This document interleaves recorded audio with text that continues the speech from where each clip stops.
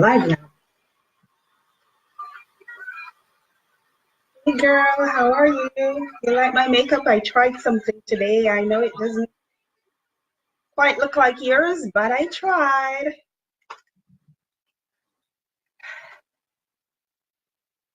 Shop boss. Hi Neil, that's my brother out in Jamaica. How you doing, boss? And today's my other brother's birthday in California. So today, this is my first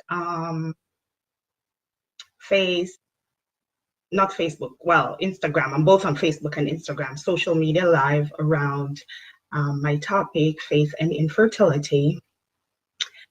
And first, I must say thank you all for joining me, taking time out of your busy Sunday. I know some of you may be cooking, some of you went to church. I went to church today, and it's amazing how God can just align the message with what you have to say, because today the message was all about stepping out. Taking a step, and it was all around. Sometimes we're looking to make that big step, but it's not about the big step, it's about the small steps, right, to get you to the big step. And even doing this live, I have it planned like for over 6 months now, but every time I'm supposed to do it, I'm like, oh, I'm not ready. So today I've decided to take a small step just to share a little bit with you on my journey. And a lot of people or friends on my social media have been like sending me private messages, like, yes, I see you're talking about entrepreneurship, like you're stepping out into something different, but what exactly are you about? What exactly are you doing?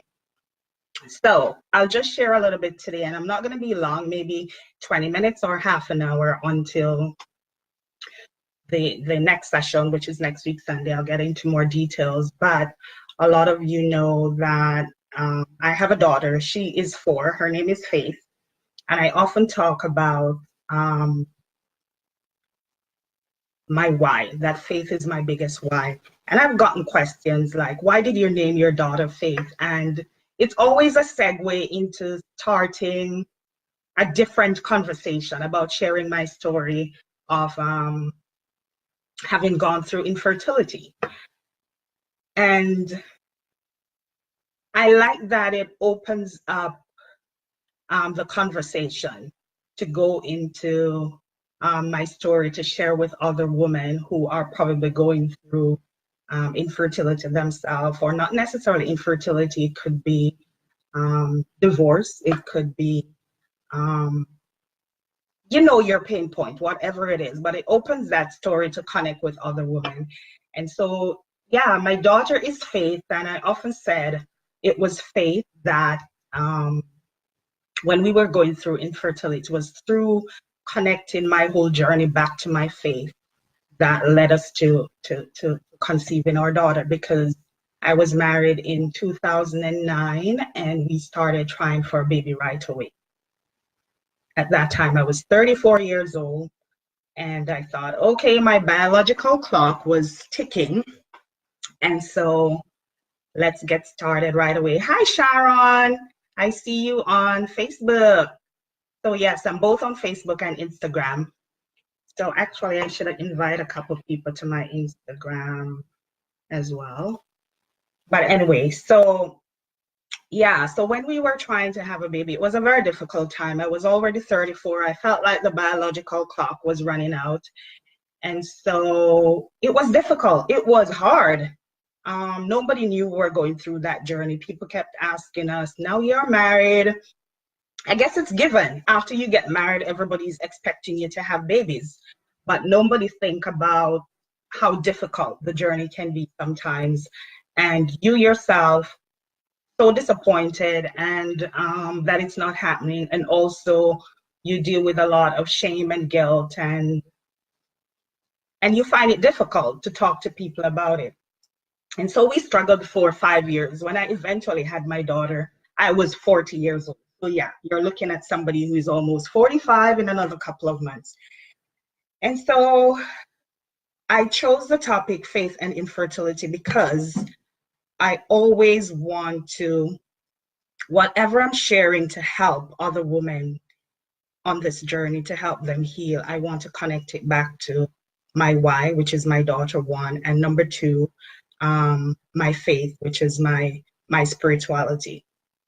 Because we went through many doctors, two infertility clinics, trying to figure out what's our next move, what do we need to do to help us to become parents. And it was a very stressful, disappointing, painful, long journey. And it's only after we decided, okay, we've had enough, we're tired, let's stop. Let's pause for a moment and go back to our first love, which was really becoming Christians, believing in God, reading the word, believing everything that it said, that nothing is impossible. We need to trust, we need to have faith, even when we can't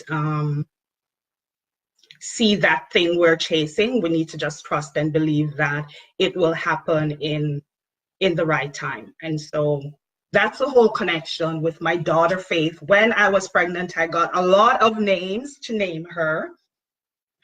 But I had already selected her name. From the moment we conceived her, I knew her name was going to be Faith, but I still listened to everybody else. I wrote all the names down, but it came back to Faith, and I'm happy I named her that, because she's the whole reason we're having this conversation. She's the whole reason why I'm on this journey to help other women who are dealing with infertility. And infertility, some of you on here may know what the term means, but the term is really wide. It's after you and your partner, if you're a woman, you and your husband or your partner, after you are trying to get pregnant for a year without any success, then you're diagnosed as being infertile, and it can be primary fertility or secondary infertility. Secondary is for people who probably have had kids before and are trying to have more children, but they're still experiencing difficulty. So that's secondary. Primary is first time. And it also includes if you've been pregnant before and have had miscarriages, you're still, so it's a wide topic. But what I learned from my journey is that if you're trying for 1 year without any success, you can fall in that category of experiencing infertility. And it's not that we weren't getting pregnant, because we had 3 miscarriages during that 5-year period of trying to get pregnant as well. So that is my first discussion around the connection with my daughter's name. And hi, Kevin. Hi, Tanya.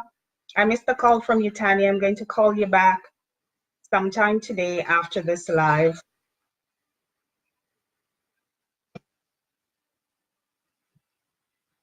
So look out for a call from me soon. Sorry, my radio is going. Let me just turn that down. And so, yeah, I just want to share that I'm still working full time, but on this journey, I definitely want to share my story to help of experiencing infertility. And it's only, a lot of women are experiencing infertility, but they don't talk about it. I didn't talk about it. It's only after I started, hi Kelly, hi Krishna K. It's only after I started going to talking to some of the sisters in my church about my journey. I'd show up to church like every Sunday. A lot of women are in the church. I never shared my journey with them. It's only after I had gone to 2 infertility clinics, and we did a couple of the tests, couple of the treatments they recommended, and we were at the point of considering IVF, but the cost was very expensive. There's no way we could afford 15,000 Canadian dollars at the time, and that didn't include medication or anything.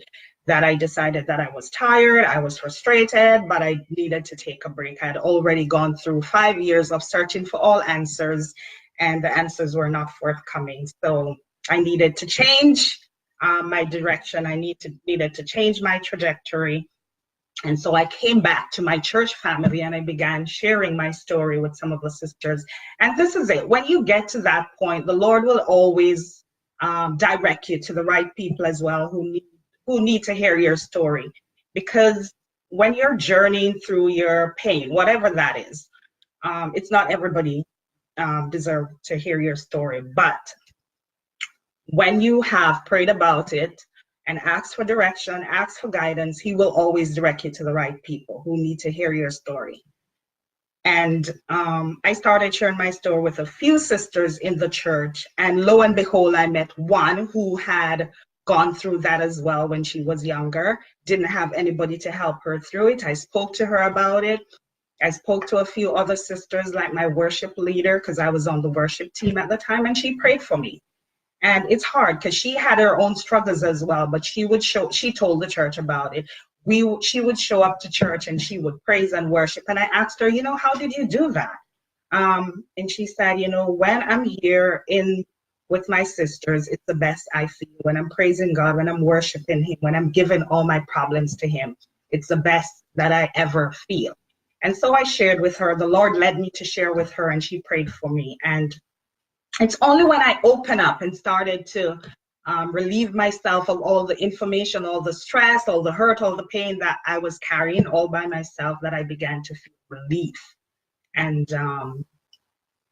it just happened for us.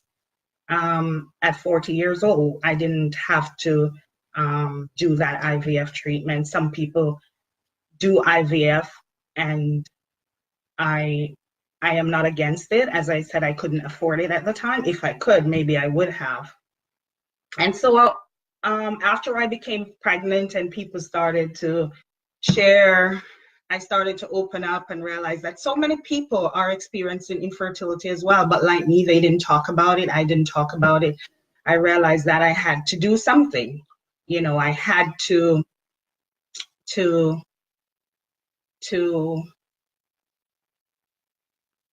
talk about it more, so actually part of what I'm doing is writing my book on infertility, which is coming out very, very soon. So that is one of the way I choose to share my story. And it's such a blessing, because it's also, even though I've gone through it and I've had my daughter, I realized lots of the things that I didn't talk about I wasn't really healed. So my healing is coming through writing, because there are lots of emotions that I carried inside that even affected other, I have IBS, I have other illnesses. I have IBS, so I had so many flare up because of the stress that I carried in my body. So we need to just talk. We need to share our story with other women, and not just women, men. Infertility affects men as well. And so I'm on the journey of sharing, and I've done a couple of speaking engagements around it. So I'm definitely stepping out in faith. I'm taking baby steps towards, I don't have all the answers. I don't know everything, what it will look like, but I'm definitely taking baby steps towards, helping other women their journey as well. And as I said before, it's not necessarily infertility. It could be anything. Women and men go through so much that they don't talk about, but that was my journey. And it's only when I open up that I realize that, we're all hurting some way, one way or the other, and we need to be here to support each other. Me holding my story inside is not helping the other person to heal. And I'm joining the likes of Michelle Obama. She spoke about her story with infertility in her book, Becoming, that both her daughters were conceived by IVF. And that was an eye-opener for me. There's certain people, when they share their story, it have so much more impact, so I'm joining the likes of Michelle Obama, Gabrielle Union, I think Michelle in her book, if you haven't read her book, Becoming, yet, sorry, I'm probably spoiling it for you, but she talked about fertility is not something you conquer. She went on to say that it was very disappointing for her and Barack, when they found out that they couldn't conceive naturally and they had to do IVF. She said she felt lost and alone. And it's exactly, when they speak, it sounds like I'm the one speaking. When I read her book, I could have said everything that she said, because it's so true and it's so difficult. When you're going through it, you feel so alone. because you feel like you're really the only one walking that journey. And so, yes, so this is my first live. Next week, Sunday again, I'll be live at 5. So don't hesitate to join me. I mean, throw your questions in the comments if you have any questions to ask me. I'm here. If I can't answer them now, I will answer them during the week for you. But I see Kevin, Tanya. Hey guys, how are you? Thanks for joining me. Hi Georgia, how are you? Georgia says praise God, and Krishna is here saying hi Auntie. Hi Kelly, hi Sharon. So yeah, I spoke about that I'm working with my book coach, Dr. Ava Eagle Brown. Google her. She has written her own book, and we go way back to high school. So she's helping me, and it's helping me to also release a lot of the emotions that I had, inside as well. So the book is gonna give you a lot more. It's going to talk about my journey with infertility, breaking the silence and exposing the taboos and misconceptions around the topic, because there's so many taboos. People don't talk about it, but there's so many that pick hurt, guilt, when everybody's asking you the questions and you don't have the right answer or you don't want to answer. I have had to sit out on a lot of baby showers, a lot of Mother's Day events at church, because I felt excluded and I didn't want to be in that type of crowd where you're all talking about babies and having children, yet I'm journeying on that journey of trying to become a mother myself, but so ashamed to talk about it. But we shouldn't be, because a lot of the things we go through in life is preparing us for something bigger. And I think if I hadn't gone through that journey, I wouldn't be the courageous and resilient person I am today, because I've gone through things since my journey with fertility. But because I was able to deal with all that hurt and pain and emotions, and actually, I think it's the most difficult thing I've had to deal with in my life so far, that 5 years of wanting to become a mother and not seeing light at the end of the tunnel. It's the most difficult journey I've gone through, but it has also helped me the most. You know what I mean?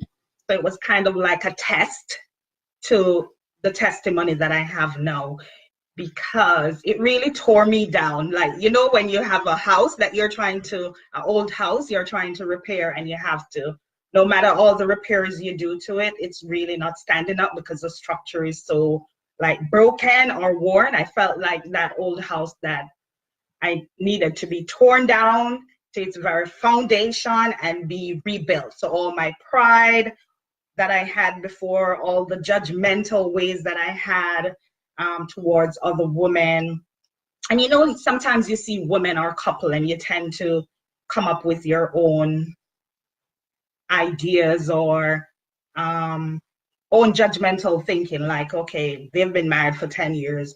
Why aren't they like parents? And you just never know what they're going through. I believe I was one of those persons who judge other women and men.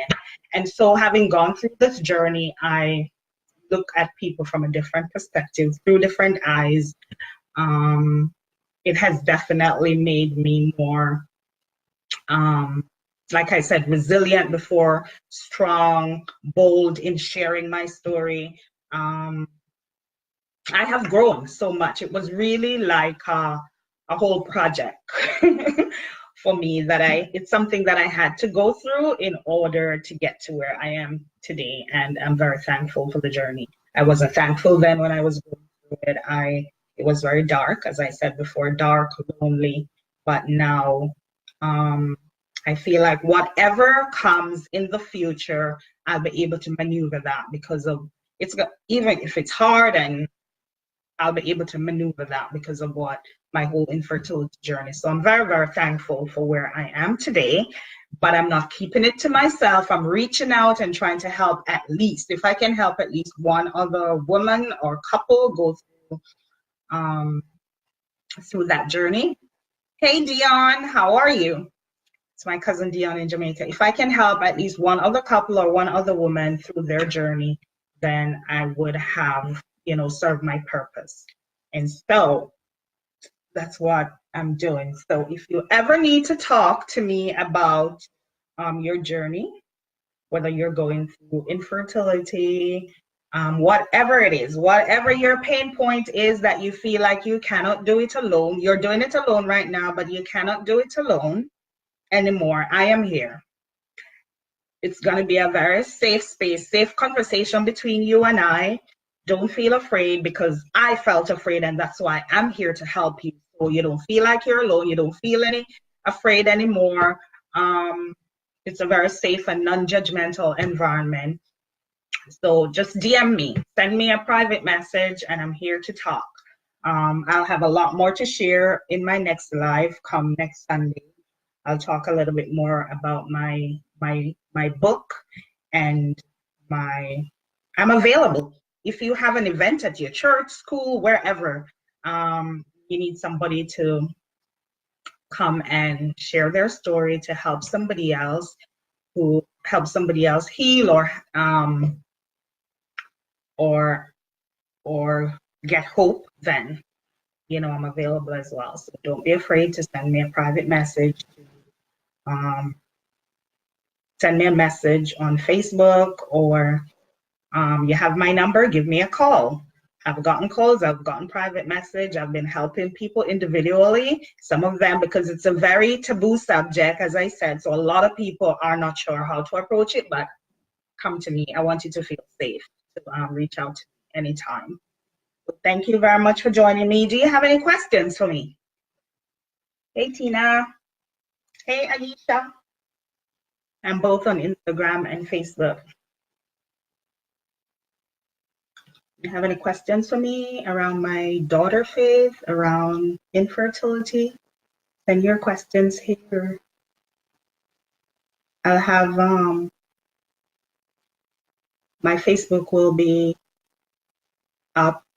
The live will be up, I'm sure, permanently. So if you have a question for me, don't be afraid to drop it there after this live, and I'll answer it during the week.